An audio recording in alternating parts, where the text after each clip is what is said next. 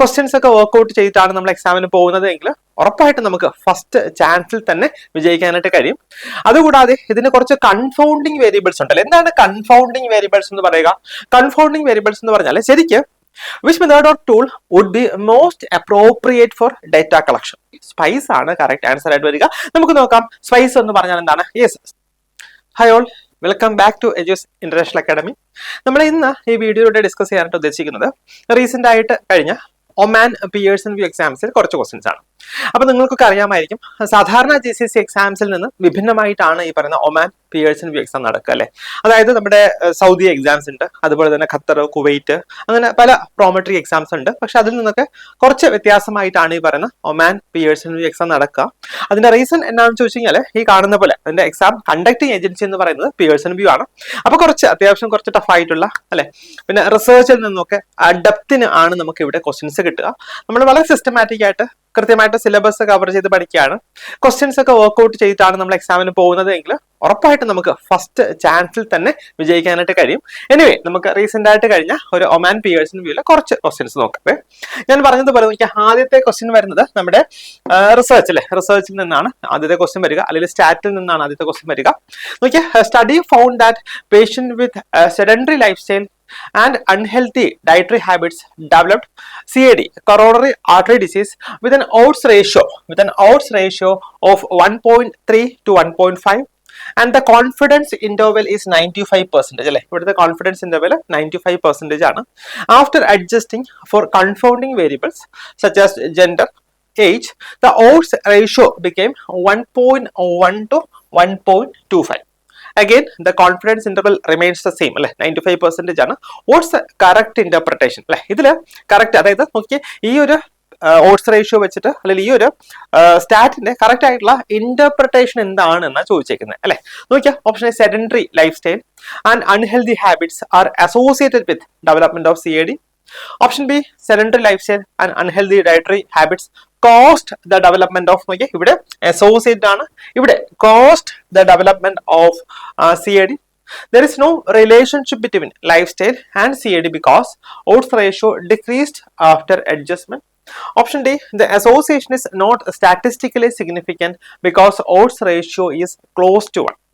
എന്തായിരിക്കാം ഇവിടെ correct answer ആയിട്ട് വരിക? നോക്കിയേ, നമ്മൾ സാധാരണ ഇങ്ങനത്തെ ക്വസ്റ്റ്യൻസ് കാണുമ്പോൾ ഒന്ന് പകച്ചു പോവുകയാണ് ചെയ്യുക. പക്ഷെ ഇവിടെ എന്താ ചെയ്യേണ്ടത്? പകയ്ക്കുകയല്ല, പകരം നമ്മുടെ വിവേകം, നമ്മുടെ ബുദ്ധി ഇവിടെ അപ്ലൈ ചെയ്യുകയാണ് വേണ്ടത് കേട്ടോ. അതിന് സിസ്റ്റമാറ്റിക് ആയിട്ടുള്ള പഠനം നിങ്ങൾ ഒരുപാട് ഹെൽപ്പ് ചെയ്യും.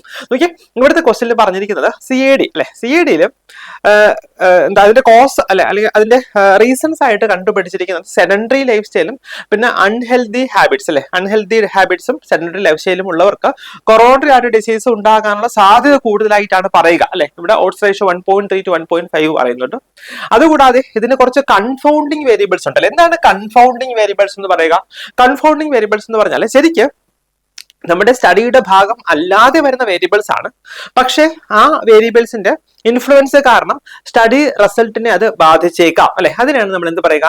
Confounding variables. അപ്പൊ നമുക്കറിയാം, നോക്കിയേ, ഏജ്, ജെൻഡർ അല്ലെ, ഇതൊക്കെ ശരിക്കും പറഞ്ഞാൽ എന്താണ്? കൺഫൗണ്ടിങ് വേരിയബിൾസ് ആണ്. അല്ലെങ്കിൽ ഏജ്, ജെൻഡർ, അതായത് ഏജ് കൂടുന്തോറും അല്ലെ, അതായത് നമ്മുടെ വയസ്സ്, പ്രായം കൂടുന്നതനുസരിച്ച്, അതുപോലെ ജെൻഡർ, എസ്പെഷ്യലി നമ്മൾ പറയാറുണ്ട് മെയിൽസ് അല്ലെ, മെയിൽസിന് കൂടുതൽ റിസ്ക് ആണ്, എസ്പെഷ്യലി കൊറോണറി ആർട്ടറി ഡിസീസ് ഒക്കെ വരാനായിട്ട് റിസ്ക് കൂടുതലാണ് മെയിൽസിൽ എന്ന് നമ്മൾ പറയാറുണ്ട്. അപ്പം ഇത് രണ്ടും നോക്കിയേ ഇവിടെ കൺഫൗണ്ടിങ് വേരിയബിൾ ആയിട്ടാണ് വരിക. കാരണം എന്താണ്? കാരണം ഇവിടെ നമ്മുടെ സ്റ്റഡിയുടെ ഉദ്ദേശം എന്ന് പറയുന്നത് ഈ സെഡൻഡറി ലൈഫ് സ്റ്റൈലും പിന്നെ അൺഹെൽതി ഡയറ്ററി ഹാബിറ്റ്സും കൊറോണറി ആർട്ടറി ഡിസീസ് ഉണ്ടാകാൻ എത്രത്തോളം കാരണമാകുന്നു എന്നുള്ളതാണ് നമ്മുടെ നമ്മുടെ പഠനം വരികയല്ലേ. അപ്പൊ അതുകൊണ്ട് തന്നെ ഇവിടെ ഈ വേരിയബിൾസ് ഏജ്, ജെൻഡർ ഒക്കെ നമ്മുടെ സ്റ്റഡിയുടെ ഭാഗമല്ല എങ്കിലും നമ്മുടെ റിസൾട്ടിനെ ബാധിക്കാവുന്ന വേരിയബിൾസ് ആണ്. അപ്പൊ അതുകൊണ്ടാണ് നമ്മൾ അതിനെ കൺഫൗണ്ടിങ് വേരിയബിൾസ് എന്ന് പറയുക. അപ്പൊ ഇതിൽ സ്റ്റഡിയിൽ അവർ വേറൊരു കാര്യം കൂടി ചെയ്തിട്ടുണ്ടല്ലേ, ഈ കൺഫൗണ്ടിങ് വേരിയബിൾസിനെ അവർ അഡ്ജസ്റ്റ് ചെയ്തു, അല്ലെങ്കിൽ കൺഫൗണ്ടിങ് വേരിയബിൾസിന്റെ സ്വാധീനം അവര് മാറ്റിക്കളഞ്ഞു അല്ലെ. മാറ്റിയതിനു ശേഷം നോക്കിയാൽ ഓഡ്സ് റേഷ്യോ അഗെയിൻ അത് കാണിക്കുന്നത് 1.1 to 1.25 ആണ്. എന്ന് വെച്ചാൽ എന്താണ്? ഓഡ്സ് റേഷ്യോ ഇതിൽ നിന്ന് കുറച്ചൊന്ന് കുറഞ്ഞിട്ടുണ്ട്, പക്ഷേ അഗൈൻ ഓഡ്സ് റേഷ്യോ എബവ് അല്ലെ, എബവ് 1, മോർ ദാൻ 1-ലാണ് ഓഡ്സ് റേഷ്യോ നിൽക്കുക അല്ലെ, എബവ് 1-ലാണ് ഓഡ്സ് റേഷ്യോ നിൽക്കുക. എന്ന് വെച്ചാൽ എന്താണ്? എന്ന് വെച്ചാൽ ഈ സെഡൻഡറി ലൈഫ് സ്റ്റൈലും പിന്നെ അൺഹെൽതി ഹാബിറ്റ്സും ഒക്കെ കാരണം എന്താണ്? CAD ഡെവലപ്പ് ചെയ്യാം അല്ലെ. അതായത് അത് CAD-യുമായിട്ട് ഒരു അസോസിയേഷൻ ഉണ്ട് എന്നാണ് പറയുക അല്ലെ. ക്ലിയർ ആവുന്നുണ്ടോ? നോക്കിയേ, മനസ്സിലാവുന്നുണ്ടോ? അതായത് നോക്കിയേ, ഇവിടെ നമ്മൾ എപ്പോഴും നമ്മൾ ഈ ഓഡ്സ് റേഷ്യോ എന്തിനാണ് നമ്മൾ യൂസ് ചെയ്യുന്നത്? ഓഡ്സ് റേഷ്യോ എന്തിനാണ് യൂസ് ചെയ്യുന്നത്? ടു ഫൈൻഡ് ആൻ അസോസിയേഷൻ അല്ലെ, അസോസിയേഷൻ കണ്ടുപിടിക്കാനായിട്ട്, അല്ലെങ്കിൽ അസോസിയേഷൻ ഉണ്ടോ ഇല്ലയോ എന്ന് അറിയാനായിട്ടാണ് നമ്മൾ ഓഡ്സ് റേഷ്യോ യൂസ് ചെയ്യുക. അപ്പൊ ഇവിടെ ഓപ്ഷൻ എ എന്താ പറയുക? Sedentary lifestyle and unhealthy dietary habits are associated with the development of CAD. ഇപ്പൊ നോക്കിയേ, നിങ്ങൾ മനസ്സിൽ ഓർക്കേണ്ടത് എന്താണ്? If the odds ratio is more than 1, കേട്ടോ, ഓഡ്സ് റേഷ്യോ 1ന് മുകളിലാണ് എങ്കിൽ അവിടെ ഒരു അസോസിയേഷൻ ഉണ്ട് അല്ലെ. നമ്മൾ പറയുന്ന നമ്മുടെ സ്റ്റഡി വേരിയബിൾസും ഡിസീസ് കണ്ടീഷനുമായിട്ട് ഒരു അസോസിയേഷൻ ഉണ്ട് എന്നാണ് നമ്മൾ പറയുക. കാരണം നമ്മൾ ഓഡ്സ് റേഷ്യോ എന്തിനു വേണ്ടിയാണ് യൂസ് ചെയ്യുക? To find an association between ഈ പറഞ്ഞിരിക്കുന്ന risk factors and occurrence of disease. അതിന് വേണ്ടിയാണ് നമ്മൾ ഓഡ്സ് റേഷ്യോ യൂസ് ചെയ്യുക. സോ അതുകൊണ്ട് തന്നെ ഇവിടെ നമ്മൾ മനസ്സിലാക്കേണ്ടത്, നമ്മൾ പറഞ്ഞ കൺഫോർഡിംഗ് വേരിയബിൾസിനെയൊക്കെ അഡ്ജസ്റ്റ് ചെയ്തപ്പോഴത്തേക്ക് അതിൽ ചെറിയൊരു വ്യത്യാസം ഉണ്ടായി എങ്കിലും ഓഡ്സ് റേഷ്യോ മോർ ദാൻ 1 ആണ് പറയുക. അപ്പൊ അതുകൊണ്ട് തന്നെ ഇവിടെ ശരിക്കും ഈ രണ്ട് കാര്യങ്ങളും തമ്മിൽ അസോസിയേഷൻ ഉണ്ട് എന്നാണ് പറയുക. മനസ്സിലായോ? അപ്പൊ ഇവിടെ കറക്റ്റ് ആൻസർ എന്താണ്? ഓപ്ഷൻ എ ആണ് കറക്റ്റ് ആൻസർ ആയിട്ട് വരിക. ക്ലിയർ അല്ലേ?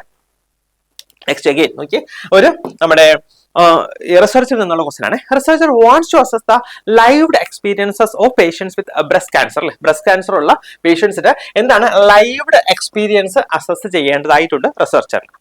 Which method or tool would be most appropriate for data collection? നോക്കിയാൽ option A validated observation, B is observation, C is closed ended questions, option D is in depth open ended interview. നോക്കിക്കേ, ലൈവ്ഡ് experiences എന്ന് പറയുമ്പോഴത്തേക്ക് അത് എന്ത് തരത്തിലുള്ള സ്റ്റഡിയാണ്? That is actually phenomenological study അല്ലേ. ഇതെന്താണ്? ഒരു ഫിനോമിനോളജിക്കൽ സ്റ്റഡിയാണ് അല്ലെ. ഫിനോമിനോളജിക്കൽ സ്റ്റഡിയാണ് അല്ലെ. അപ്പൊ നോക്കിയേ, ഈ ഫിനോമിനോളജിക്കൽ സ്റ്റഡി ഏത് തരത്തിലുള്ള സ്റ്റഡിയാണ്? Again it's a type of qualitative study അല്ലെ. ഇതൊരു ക്വാളിറ്റേറ്റീവ് സ്റ്റഡിക്ക് എക്സാമ്പിൾ ആണ് അല്ലെ. ക്വാളിറ്റേറ്റീവ് സ്റ്റഡിക്ക് എക്സാമ്പിൾ ആണ്. സോ നമ്മൾ ഓർക്കേണ്ടത്, ക്വാളിറ്റേറ്റീവ് സ്റ്റഡിക്ക് നമ്മൾ യൂഷ്വലി എസ്പെഷ്യലി ലൈവ്ഡ് എക്സ്പീരിയൻസസ് ഒക്കെ നമുക്ക് മനസ്സിലാക്കണം എന്നുണ്ടെങ്കിൽ നമ്മൾ എന്താ യൂസ് ചെയ്യുക? നോക്കിയേ, ഇൻ ഡെപ്ത്, അതുകൂടാതെ ഓപ്പൺ എൻഡഡ് ആയിട്ടുള്ള ഇന്റർവ്യൂ വെച്ചിട്ടുണ്ടെങ്കിൽ മാത്രമേ നമുക്ക് ഇൻ ഡെപ്ത് ആയിട്ട് കാര്യങ്ങൾ അല്ലെങ്കിൽ ലൈവ്ഡ് എക്സ്പീരിയൻസ് നമുക്ക് കൃത്യമായിട്ട് മനസ്സിലാക്കാൻ കഴിയുള്ളൂ. സോ അതുകൊണ്ട് തന്നെ ഇവിടെ ഓപ്ഷൻ ഡി ആണ് കേട്ടോ. ഇവിടെ ഓപ്ഷൻ ഡി ആണ് കറക്റ്റ് ആൻസർ ആയിട്ട് വരിക.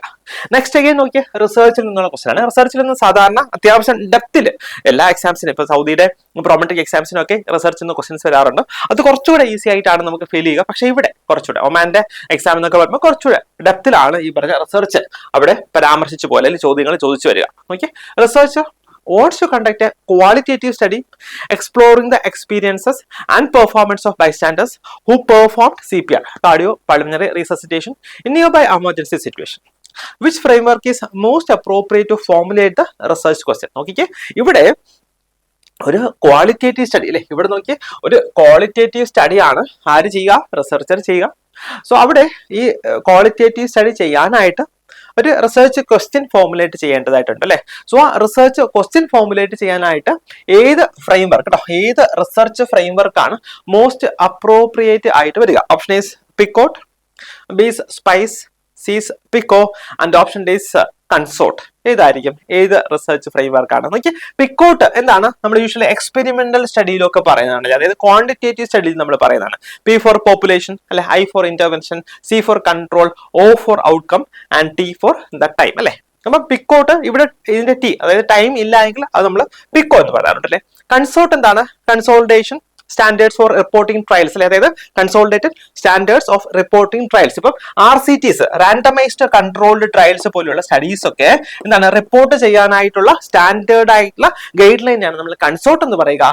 സോ അങ്ങനെ വരുമ്പോഴത്തേക്ക് ഇവിടെ അതായത് ക്വാളിറ്റേറ്റീവ് സ്റ്റഡിയിലെ അല്ലെ, ക്വാളിറ്റേറ്റീവ് സ്റ്റഡിയുടെ ഒരു ഫ്രെയിംവർക്ക്, റിസർച്ച് ക്വസ്റ്റ്യൻ ഫോർമുലേറ്റ് ചെയ്യാനായിട്ടുള്ള ഫ്രെയിംവർക്ക് ഏതായിട്ടാണ് വരിക?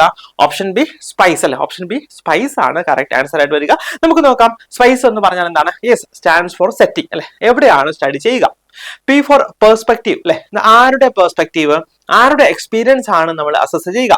I for intervention or interest അല്ലെ, അതായത് എന്ത് ഫിനോമിനാണ്, എന്താണ് നമ്മൾ ശരിക്കും പഠിക്കാനായിട്ട് പോവുക? സി ഫോർ കമ്പാരിസൺ, അത് വേണം എന്നില്ല, നിർബന്ധമില്ല, എപ്പോഴും ക്വാളിറ്റേറ്റീവ് സ്റ്റഡിയിൽ കമ്പാരിസൺ എപ്പോഴും നടക്കണം എന്നില്ല. ദെൻ അഗൈൻ ഈ സ്റ്റാൻഡ്സ് ഫോർ എന്താണ്? ഇവാലുവേഷൻ. അപ്പൊ ഇതാണ് സ്പൈസിന്റെ ഫുൾ ഫോം ആയിട്ട് വരിക കേട്ടോ. അപ്പൊ നമുക്ക് നെക്സ്റ്റ് ക്വസ്റ്റ്യൻ നോക്കാം. നോക്കിയേ, അടുത്ത ക്വസ്റ്റ്യൻ എഡ്യൂക്കേഷനിൽ നിന്നുള്ള ക്വസ്റ്റ്യൻ ആണ്. എഡ്യൂക്കേഷനിൽ നിന്നുള്ള ക്വസ്റ്റ്യൻ ആണ്. A nurse wants to update her CPR, cardiopulmonary resuscitation certification. Before attending hands-on CPR course, she is asked to complete an online refresher module. Which principle of learning is being emphasized here? കേട്ടോ, അതായത് ഒരു നഴ്സിന് CPRന്റെ certification update ചെയ്യേണ്ടതായിട്ടുണ്ട്. So ഈ CPR certification update ചെയ്യുന്നതിന് മുന്നേ പുള്ളിക്കാരോട് എന്താ പറഞ്ഞേക്കുന്നത്, ഒരു ഓൺലൈൻ റിഫ്രഷർ മൊഡ്യൂൾ കംപ്ലീറ്റ് ചെയ്യാനാണ് പറഞ്ഞേക്കുന്നത് അല്ലേ. സോ ഇവിടെ ഏത് പ്രിൻസിപ്പിൾ ഓഫ് ലേണിംഗ് ആണ് എന്താ എംഫസൈസ് ചെയ്തിരിക്കുന്നത്? Option is readiness to learn, option B is relying on results, option C is motivation, option D is reinforcement. എന്തായിരിക്കും കറക്റ്റ് ആൻസർ ആയിട്ട് വരിക? എന്തായിരിക്കാം നോക്കിയേ, എന്തായിരിക്കാം? അതായത് എസ്പെഷ്യലി നമ്മൾ സർട്ടിഫിക്കേഷൻ ഒക്കെ അപ്ഡേറ്റ് ചെയ്യുക. യൂഷ്വലി ഇതിന് മുന്നേ നമ്മൾ കോഴ്സ് അറ്റൻഡ് ചെയ്തിട്ടുണ്ടാവും. അതിനുശേഷം നമ്മൾ എന്താ ചെയ്യുക, നമ്മൾ കുറച്ച് ഡ്യൂറേഷൻ കഴിയുമ്പോഴത്തേക്ക് വീണ്ടും അപ്ഡേറ്റഡ് അല്ലെങ്കിൽ അപ്ഡേറ്റഡ് ഗൈഡ് ലൈൻസ് വരുമ്പോഴത്തേക്ക് നമ്മൾ ഈ നമ്മുടെ സർട്ടിഫിക്കേഷൻ അപ്ഡേറ്റ് ചെയ്യാറുണ്ട് അല്ലേ. സോ ഇവിടെ ഈ പറഞ്ഞ പോലെ പുള്ളിക്കാരി മേ ബി കുറച്ച് നാൾ കഴിഞ്ഞിട്ടായിരിക്കും ഈ ഒരു കോഴ്സ് ചെയ്യാനായിട്ട് വരിക. അപ്പം പുള്ളിക്കാരിയുടെ ഈ നേഴ്സിന്റെ എന്താ നോളജ് ലെവല് കാര്യങ്ങളൊക്കെ എന്താണ്, അല്ലെങ്കിൽ ലേൺ ചെയ്യാനുള്ള ആ ഒരു താല്പര്യം അല്ലെങ്കിൽ റെഡിനെസ് ഒക്കെ കുറച്ചുകൂടെ ഇംപ്രൂവ് ചെയ്യണം, എൻഹാൻസ് ചെയ്യണം അല്ലേ. അതിനുവേണ്ടിയായിരിക്കും യൂഷ്വലി ഈ ഒരു റിഫ്രഷർ കോഴ്സ് ചെയ്യാനായിട്ട് പറയുക അല്ലേ. അപ്പൊ എന്താണ് ഇവിടെ കറക്റ്റ് ആൻസർ ആയിട്ട് ഒരു option A, that is readiness to learn അല്ലേ. റെഡിനെസ് ടു ലേൺ ആണ് കറക്റ്റ് ആൻസർ ആയിട്ട് വരിക. നെക്സ്റ്റ് ക്വസ്റ്റൻ നോക്കിയാൽ നമ്മുടെ ക്രിട്ടിക്കൽ കെയർ എന്നുള്ള ക്വസ്റ്റൻ ആണ്. Patient in shock is receiving an infusion of dopamine അല്ലെ. പേഷ്യന്റ് ഡോപാമിന്റെ ഇൻഫ്യൂഷൻ ലഭിക്കുകയാണ്. And the current vital signs are BP 110/80 millimeters of mercury, pulse rate is 86 beats per minute, temperature is 36.5, respiratory rate is 16 breaths per minute. What's the priority nursing intervention? Option A, continue the same infusion rate. B, titrate the dose downward. Option C, stop the infusion immediately. Option D, increase the infusion rate. നോക്കിയേ, ഇത് ശരിക്കും ഒരു scenario base ചെയ്തിട്ടുള്ള question ആണ് അല്ലെ. നല്ലൊരു question ആണ്. എനിക്ക് നമ്മൾ സാധാരണ ഷോക്ക് ഉള്ള പേഷ്യൻസിന് ഡോപാമിൻ ഒക്കെ കൊടുക്കാറുണ്ട് അല്ലെ. എന്തിനു വേണ്ടിയാണ് കൊടുക്കുക? എസ്പെഷ്യലി അവരുടെ വൈറ്റൽ ഓർഗൻസിന്റെ ഒക്കെ പെർഫ്യൂഷൻസ് മെയിൻറ്റെയിൻ ചെയ്യാനായിട്ടാണ് നമ്മൾ കൊടുക്കുക. So vital organ perfusion maintain ചെയ്യാനായിട്ട് നമുക്ക് ഒരു സ്റ്റഡി ആയിട്ടുള്ള ഒരു BP വേണം അല്ലെ. അപ്പൊ നമ്മൾ ഇവിടെ നോക്കുമ്പോൾ BP നോക്കിയേ 110/80 ആണ് അല്ലെ. ദാറ്റ് ഇസ് അബ്സല്യൂട്ട്ലി ഒരു നോർമൽ ആയിട്ടുള്ള BP ആണ് പേഷ്യന്റ് ഇവിടെ വന്നേക്കുന്നത് അല്ലെ. സോ നമുക്ക് നമ്മളിവിടെ ഓർക്കേണ്ട ഒരു കാര്യം, എസ്പെഷ്യലി പേഷ്യന്റ് ഷോക്കിലൊക്കെ ആണ്, and if you want to maintain that like target organ അല്ലെ, നമ്മുടെ ടാർഗറ്റ് ഓർഗന്റെ perfusion if you want to maintain, നമ്മൾ അവിടെ പറയുന്ന ഒരു BP എന്ന് പറഞ്ഞാൽ that is the mean arterial pressure അല്ലെ. Mean arterial pressure should be more than 65 millimeters of mercury കേട്ടോ. അറ്റ്ലീസ്റ്റ് എന്താണ് more than or equal to 65 millimeters of mercury വേണം എന്നാണ് നമ്മൾ പറയുക. അപ്പൊ നമുക്ക് ഇവിടെ മെയിൻ ആർട്ടീരിയൽ പ്രഷർ എത്രയായി വരിക? അതായത് 110/80 അല്ലെ. അപ്പൊ that is systolic BP plus 2 into diastolic BP by 3. അതായത് സിസ്റ്റോളിക് BP 110 ആണ്, 2 into diastolic BP എന്ന് പറയുമ്പോഴത്തേക്ക് എത്രയാണ്? 160 ആണ് അല്ലെ. 160 ഡിവൈഡഡ് ബൈ 3 ദാറ്റ് ഈസ് എത്രയാണ്? 270/3 എന്ന് പറയുമ്പോഴത്തേക്ക് ഏകദേശം 90 ഇവിടെ മീൻ ആർട്ടീരിയൽ പ്രഷർ വരുന്നുണ്ട്. ദാറ്റ് ഈസ് അബ്സല്യൂട്ട്ലി നോർമൽ ആയിട്ടാണ് മീൻ ആർട്ടീരിയൽ പ്രഷർ വരിക അല്ലെ. സോ ഈ ഒരു മീൻ ആർട്ടീരിയൽ പ്രഷർ എങ്ങനെയാണ് മെയിൻറ്റെയിൻ ചെയ്യുക? ബിക്കോസ് പേഷ്യന്റ് ഡോപാമിൻ കിട്ടുന്നത് കൊണ്ടാണ് ഈ മീൻ ആർട്ടീരിയൽ പ്രഷർ മെയിൻറ്റെയിൻ ചെയ്ത് കൊണ്ടുപോവുക. സോ നമുക്ക് എന്താണ് ഈ പറഞ്ഞ മീൻ ആർട്ടീരിയൽ പ്രഷർ മെയിൻറ്റെയിൻ ചെയ്യണം, വൈറ്റൽ ഓർഗൻസിന്റെ പെർഫ്യൂഷൻ മെയിൻറ്റെയിൻ ചെയ്യണം. അങ്ങനെയാണെങ്കിൽ നമ്മൾ എന്താ ചെയ്യേണ്ടത്? We have to continue the same infusion rate. അപ്പം ഓപ്ഷൻ എ ആണ് ഇവിടെ കറക്റ്റ് ആൻസർ ആയിട്ട് വരിക കേട്ടോ. ഓപ്ഷൻ എ ആണ് കറക്റ്റ് ആൻസർ ആയിട്ട് വരിക. സോ നമ്മൾ വളരെ ഇമ്പോർട്ടന്റ് ആയിട്ട്, അതായത് ഞാൻ പറഞ്ഞല്ലോ റീസെന്റ് ആയിട്ട് നടന്ന ഒമാൻ പിയേഴ്സൺ വ്യൂവിന്റെ എക്സാമിന് ക്വസ്റ്റ്യൻസ് ആണ് നമ്മൾ ഡിസ്കസ് ചെയ്തത്.